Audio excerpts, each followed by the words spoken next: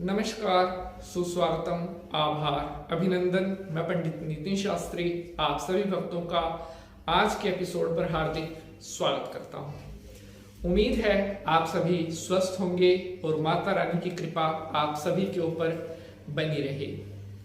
हम आपके लिए जो भी एपिसोड लेकर के आते हैं वो हमारी चॉइस बाद में होती है। पहले आपने हमसे जो प्रश्न पूछे हैं उन प्रश्नों के ऊपर ही हम आपके लिए एपिसोड लेकर आते हैं। आज का जो ये एपिसोड है आपने टीजर देख लिया है कि पितरों को जल कैसे देना चाहिए या पितरों को जल देने के क्या नियम होते हैं। ये प्रश्न भी हमारे भक्त हमें काफी दिन से पूछ रहे थे, तो आज जैसे ही टाइम मिला हम आपके लिए ये एपिसोड लेकर के हाजिर हुए हैं। साथियों, आप कभी भी हमसे कोई भी प्रश्न पूछें, हमें जैसे ही टाइम मिलता है हम हर समय आपके लिए अवेलेबल रहते हैं।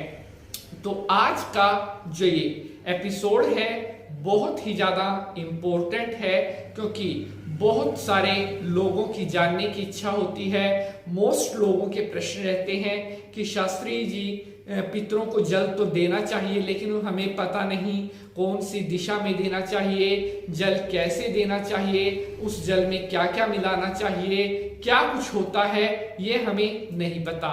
तो आज मैं सारी जानकारी आपके साथ डिस्क्लोज करने वाला हूं। आज मैं बिल्कुल सिंपल भाषा में आपको बताऊंगा कि अगर आप अपने पितरों को जल देते हैं तो उसके लिए किन बातों का ध्यान आपको रखना चाहिए। साथियों, अगर आप पहली बार पंडित नितिन शास्त्री यूट्यूब चैनल पर आए हैं तो अभी चैनल को सब्सक्राइब करने के बाद घंटे का निशान जरूर दबा लें, क्योंकि जैसी जानकारी यहाँ ऐसी जानकारी और कहाँ। तो चलिए अब विष्णु भगवान को नमस्कार करते हुए आज के एपिसोड की शुरुआत करते हैं। ओम विष्णवे नमः। ओम करारविंदे नपदारविंदम मुखारविंदे विनिवेशयन्तं वटस्य पात्रस्य उटेशयानं बालं मुकुंदम मनसा सम्रामी। बोलिए विष्णु भगवान की जय। तो मेरे प्यारे बंधुजनों, मैं पंडित नितिन शास्त्री हाजिर हूं आप सभी भक्तों के सामने आज के इस नए एपिसोड के साथ। अब मैं आपको बताने वाला हूं कि पितरों को जल कैसे देना चाहिए, उसका क्या नियम होता है। प्यारे बंधुजनों, सबसे पहले तो हमारे पास जो सबसे ज्यादा मुख्य प्रश्न आता है वो यह है कि सर पितरों को जल देने के लिए कौन सा दिन सबसे अच्छा माना जाता है। तो देखिए, एक तो चांद पक्ष होता है और एक अंधेर पक्ष होता है। पितरों के जो निमित्त कहा गया है वो अंधेर पक्ष यानी कि कृष्ण पक्ष कहा गया है। कृष्ण पक्ष में पितरों को जो जल आप देते हैं वही पितरों को प्राप्त होता है। अब बहुत से लोगों का प्रश्न आता है कि शास्त्री जी पितरों को जल देने के लिए कौन सी तिथि सबसे ज्यादा अच्छी होती है। तो पितरों को जल देने के लिए सबसे ज्यादा जो अच्छी तिथि कही गई है वो अमावस्या तिथि कही गई है। ऐसा कहा गया है गरुड़ पुराण में, हमारे जो पितृ पुराण है उनमें कहा गया है कि अमावस्या के दिन जो भी लोग सच्चे मन से अपने पितरों को जल देते हैं उनके पितर देवता हमेशा शांत रहते हैं और अपना शुभ आशीर्वाद उनको प्रदान करते हैं। अब अगला प्रश्न आता है कि पितरों को जब जल देते हैं तो हमारा जो मुख है किस दिशा में होना चाहिए, या पितरों को जल देने के लिए कौन सी दिशा कही गई है। प्यारे बंधुजनों, दक्षिण दिशा जो यम की दिशा भी कही गई है, इसी दिशा को पितरों की दिशा कहा जाता है। जब भी आप पितरों के निमित्त जल देते हैं तो आपका जो मुख है वो दक्षिण की तरफ होना चाहिए। अब अगला प्रश्न जो बहुत सारे लोगों ने हमसे पूछा था कि पितरों को जो जल दे रहे हैं कैसे लोटे में देना चाहिए, उसमें क्या क्या मिलाना चाहिए।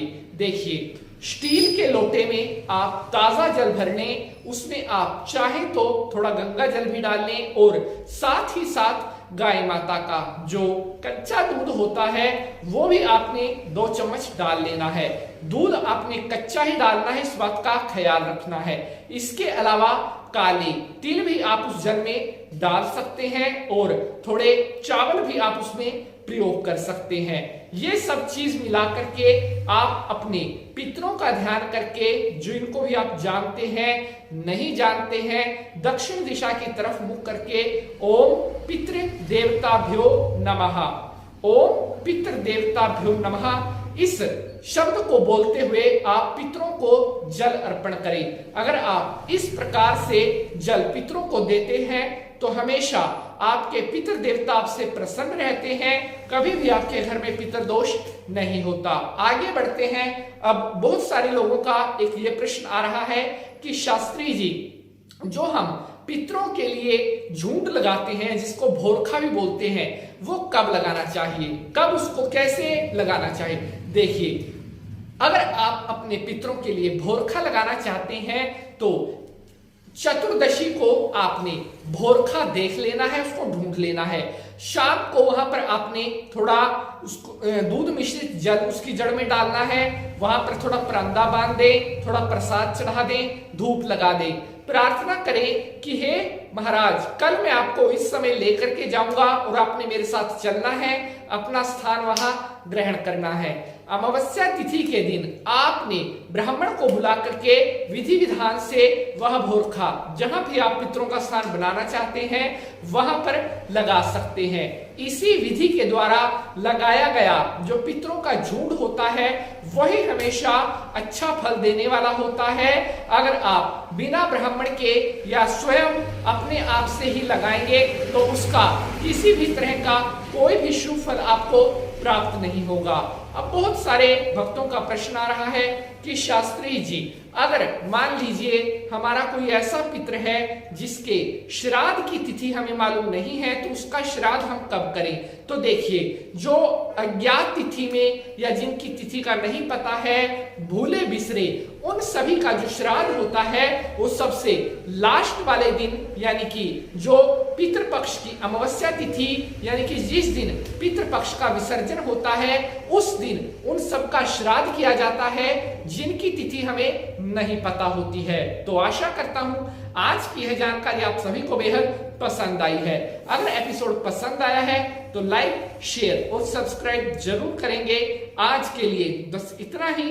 अब आपसे मुलाकात होगी अगले एपिसोड में कल किसी नए विषय के साथ। तब तक के लिए हंसते रहें, मुस्कुराते रहें और नारायण भगवान का आशीर्वाद आपके ऊपर बना रहे। विष्णवे नमः।